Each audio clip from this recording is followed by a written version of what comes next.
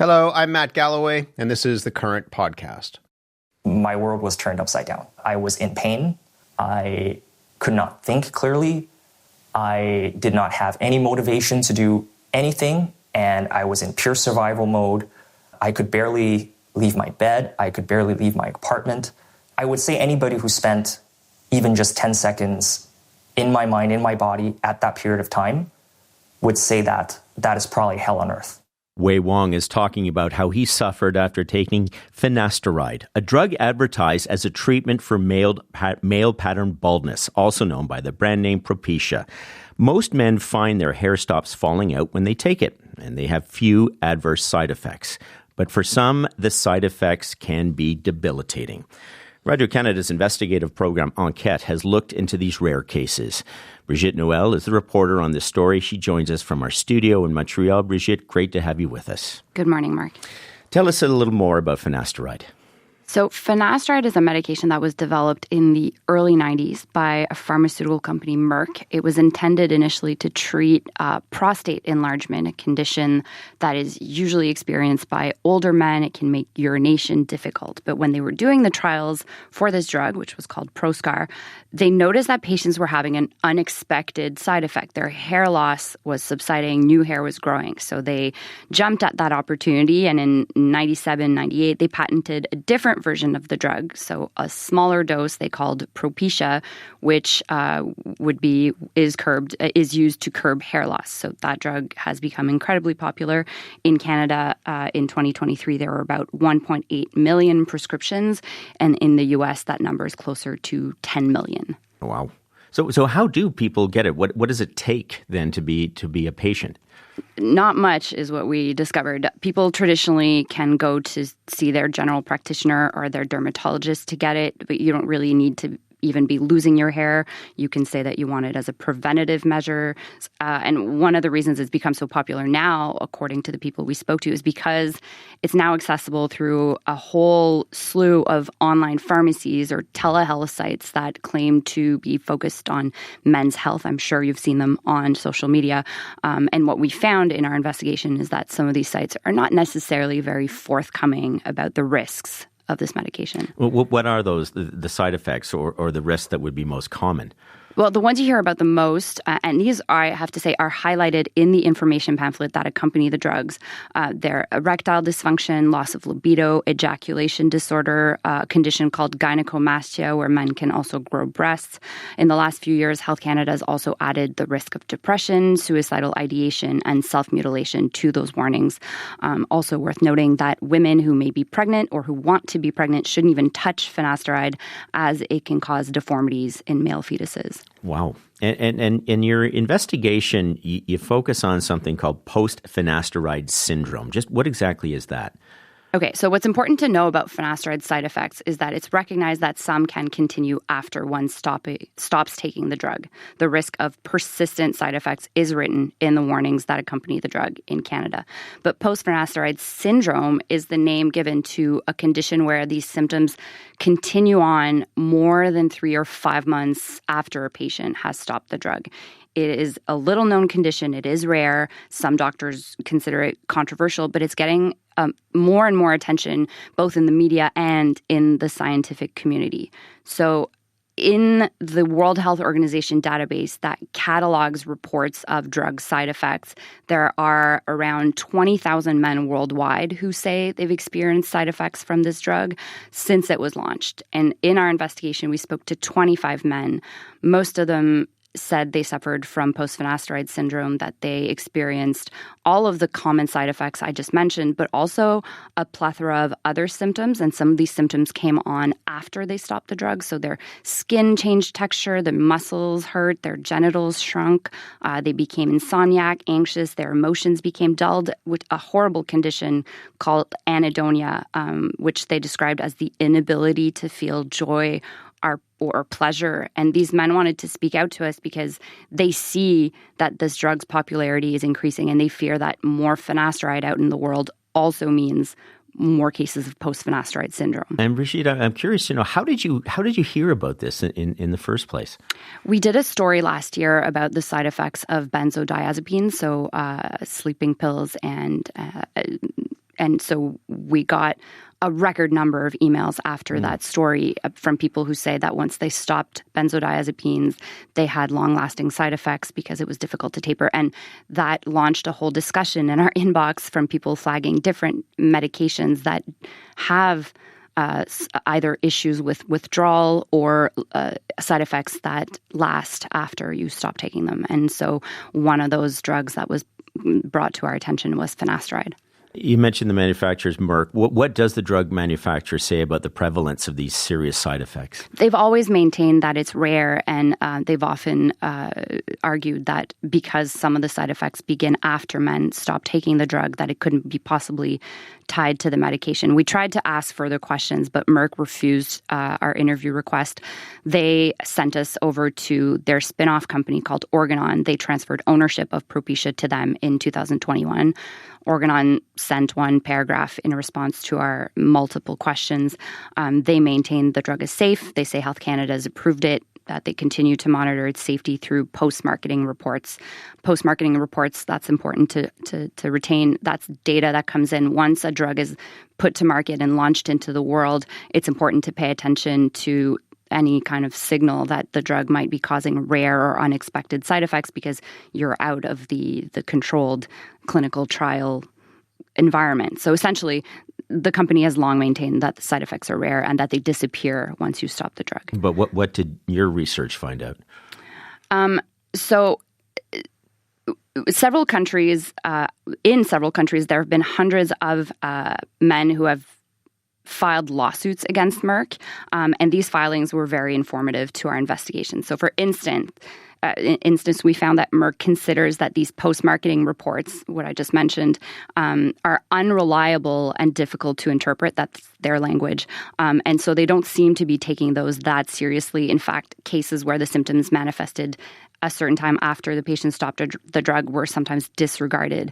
But concerning the incidence of side effects, everybody who takes a medication wants to know the percentage of odds of side effects happening to them. And on the label for Propecia, it says, the incidence of each sexual side effect decreased to less or about 0.3% by the 5th year of treatment with Propecia, which is kind of a funny sentence. Mm-hmm. And what we discovered in these court documents, what an American journalist from Reuters got access to in 2019 are internal emails from Merck exchanged by their employees that cast doubt on that 0.3% figure. So essentially, in those exchanges, the Merck employees say that this statistic is misleading, their language. They say that to get such a low number, Merck only accounted for the men that were still taking the drug in the 5th and final year of clinical trials. So that means that all the men who in the years previous had perhaps left the trials because of sexual or other side effects, they were not included in that final tally.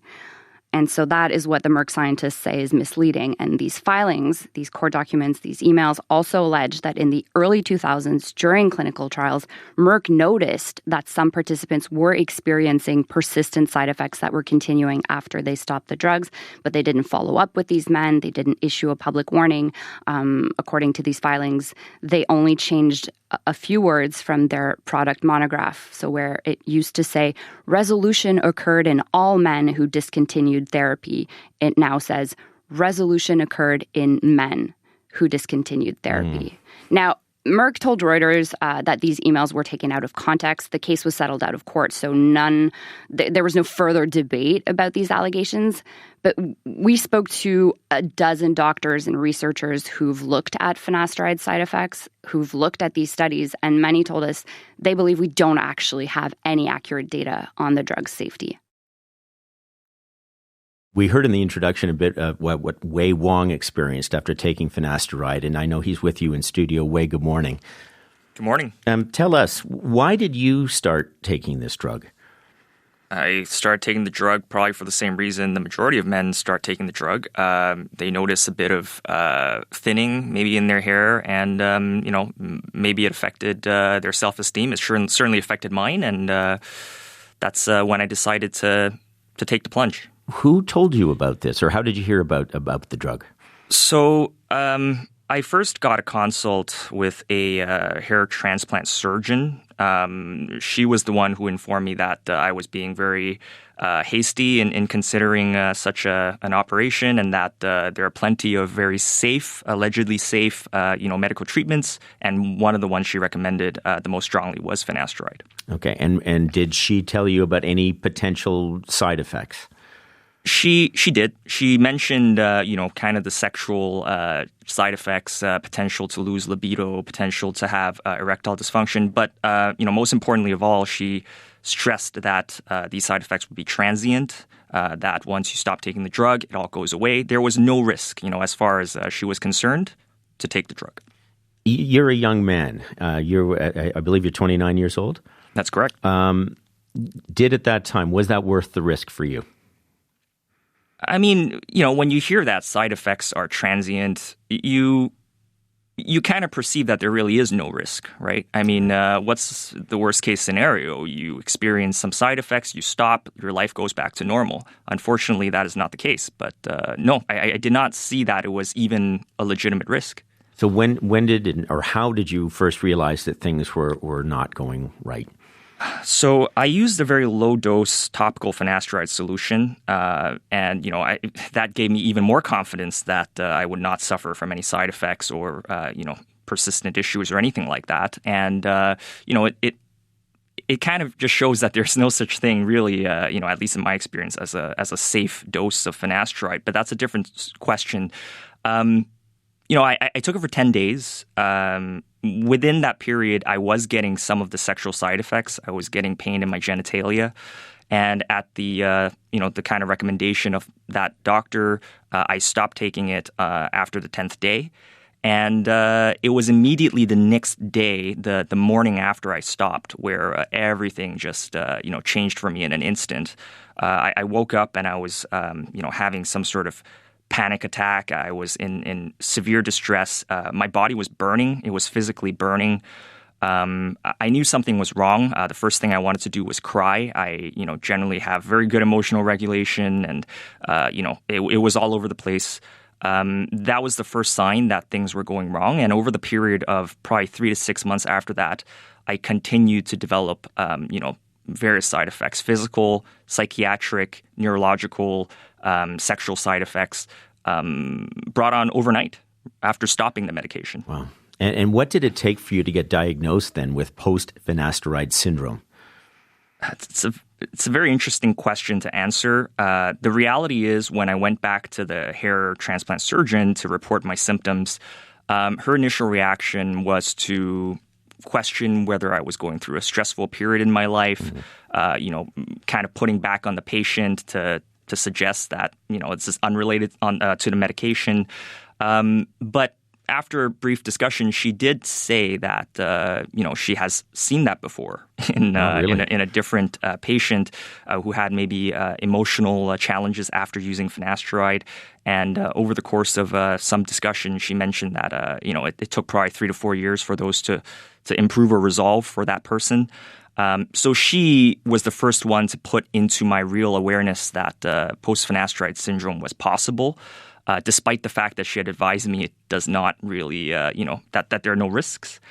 And then, of course, I went to my family doctor, who initially was extremely skeptical. And I don't blame him because, in the literature, it really doesn't seem like something that is well understood or kind of widely known. But over time, because of the chronology of how my symptoms developed, I believe he came around. He also gave me, because I had to take medical disability. The degree of my symptoms was so severe, I had never really taken extended time off work. And in the past, I want to say 17 months, I took 8 months off work as a result of post-finasteride syndrome. And when he filled the form for me, he wrote the primary diagnosis as post-finasteride syndrome. I also then since saw some specialists, 2 of them in the United States, who both also diagnosed me quite quickly with post-finasteride syndrome because they had treated, probably in their words, over hundreds of patients that have developed this condition. Wow. Brigitte, you for your investigation, you spoke to 24 men about their experiences. So how does Wei's story stack up against those? it's unfortunately incredibly similar to the other stories we heard. Men who said their lives, their jobs, their marriages had been upended by this drug.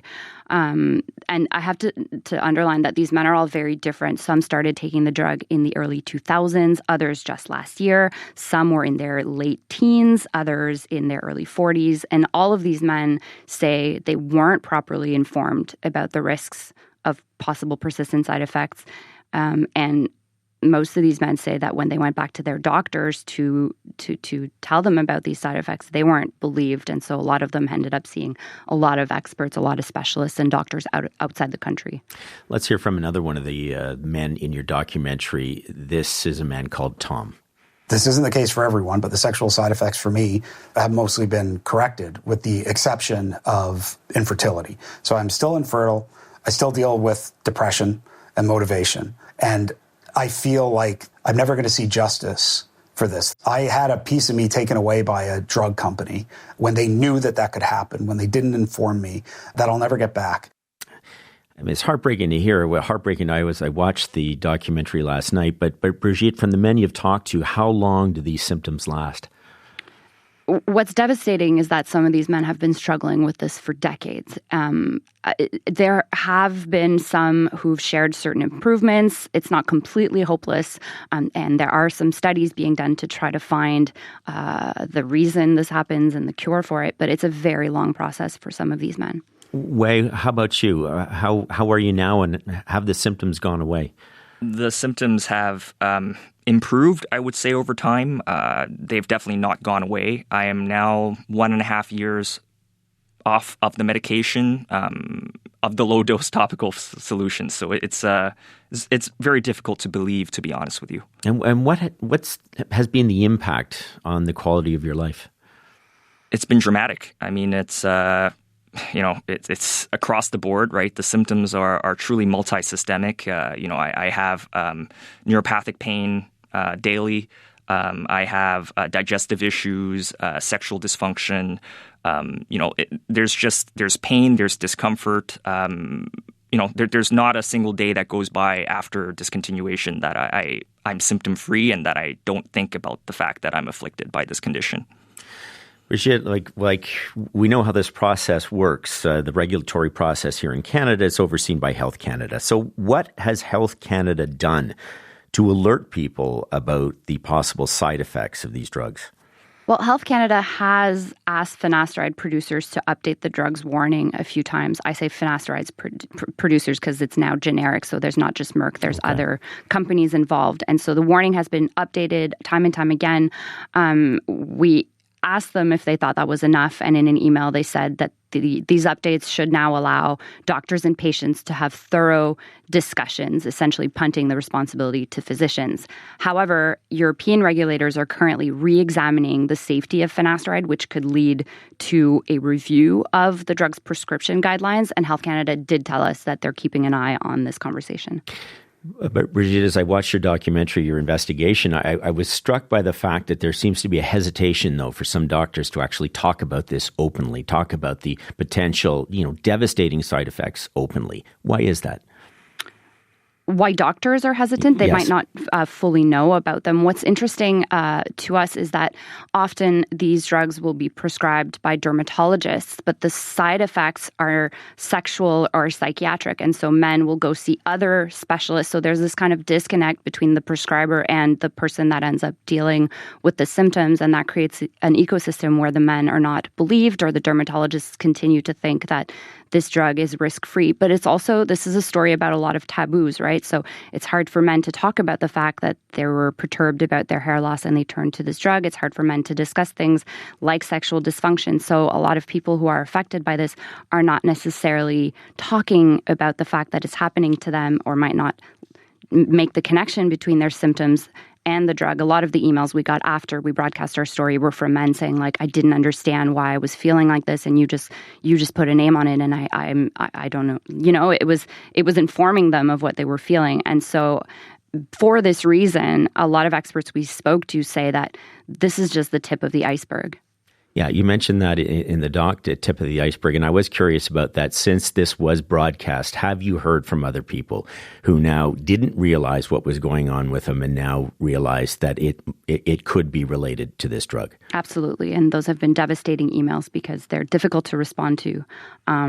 Just to give a bit of hope to anyone out there that is perhaps stressed out by this conversation, there are studies happening in the world. Researchers are looking into the cause and a possible cure for this. But what's important to underline is that there's very little funding for this type of research that looks into the side effects of a medication. Our health system doesn't seem to be structured to finance that work. And so these studies exist. They're happening mostly in Europe, and they're mostly funded by patients themselves.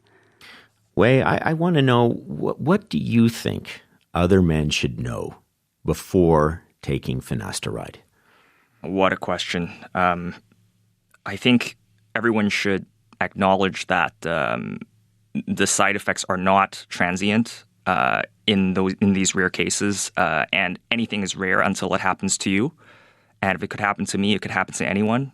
And I really don't take the risk, because we're not talking about. I think the usual characterizations of the side effects are not accurate. You know, when they talk about erectile dysfunction or anxiety or depression, this is really making light of the situation. The reality is far more sinister, and as Tom very rightly said, it takes a piece of you out of you, and you lose your humanity. Yeah, that's what I would say. And Wei, have you heard from other men who have gone through a similar experience? Very often. I'm moderately active on an online forum on post-finasteride syndrome, and what breaks my heart is that probably every week I'm getting a new message from a man who either newly developed the condition or they've been struggling with it for a very long time, and they're looking for someone to just, bounce ideas off of and confide in. It's yes, it happens all the time. And are you angry that you weren't warned of potential side effects from the outset? I mean, yes. I don't think anger is an emotion that helps the situation, but fair. Of course. And do you think that men should just accept that baldness is a natural part of aging? I mean, it's a very tough question to answer, right? I think everyone should make their own risk-benefit analysis. I think everyone should be given the right information. I think a critical factor here is that people are not being given accurate information, and they're being misled into thinking there's no risk. And that is really the crux of the issue. So I think everyone should decide for themselves. Okay. It's a powerful investigation by Enquête. Thank you both for coming in to talk to us about it this morning. Thank you. Thank you for giving us a voice. Brigitte Noël is an investigative journalist with Radio-Canada's investigative program Enquête, and Wei Wong experienced rare side effects from the hair loss drug finasteride.